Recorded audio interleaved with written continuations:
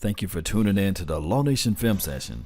As we take a deeper look at personnel groupings, there's a base formation. A lot of teams line up, and we all heard about 11 personnel, 12 personnel, and what do that means? What does it mean when you have a 21 personnel or 23 personnel, or if you spread it and you have a 0-1 personnel? You hear these type of talks throughout the National Football League.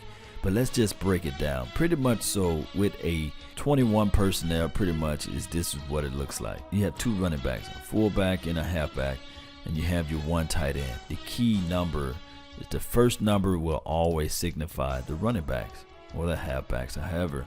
And the second number will signify the tight end. The tight end is the third hardest position to learn in the National Football League. You have so many responsibilities as it relates to tight end. But let's look at the 0-1 personnel. What does that mean? This is the quarterback here. You're going to take your halfback off and you're going to put in pretty much extra receivers. As we all know that in a particular package, you pretty much have a 5-wide formation. Now 0-2, think about this, you have an extra tight end. And we would make this guy the tight end, and these would be two tight ends out here to add protection to the quarterback. And the ruling for the offense is that you have to have 7 men on the line. So you have your 5 naturally, and then you also have your 2 wide receivers. Now if we look at 11 personnel, that means 1 running back, 1 tight end, and this guy right here will be another receiver. So pretty much, and he can't line up, he has to step back. These are interchangeable, and that is all designed on how the defense play, whether they're in nickel, dime, or whether they are playing a 3-4 defense base or base 4-3. Now 12 personnel, you have 1 running back, and then you have your two tight ends too as well.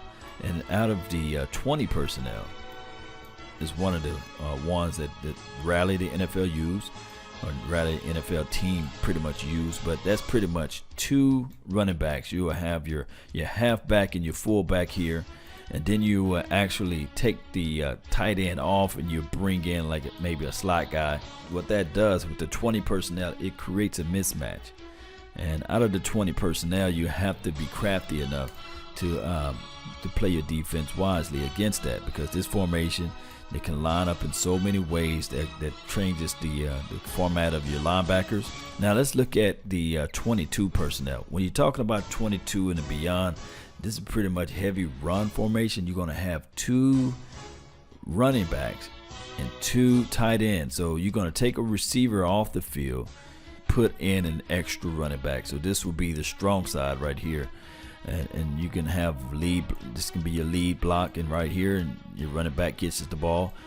There's so many things where you can do with this. Now, as far as the tight end being on the end line, having the ability to play out in space. Now, moving forward to like 23 personnel, there's 3 tight ends. So pretty much so you'll have a tight end on the end line, you'll have a tight end on the backfield, and this will be either a tight end line up over here, complete protection for your quarterback. So with that being said, that's pretty much all of the personnel groupings. Defense will take account for that. You cannot predict the future, of course, but you can see the tendencies. So how the team line up when their particular personnel means everything to the opposition.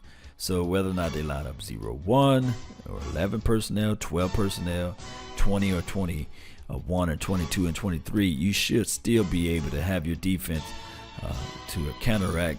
Remember, this is all about chess, not checkers. That's been my time. I really thank you for yours. And remember, you're listening to Nothing But the Best. Salute. I'm out. Peace.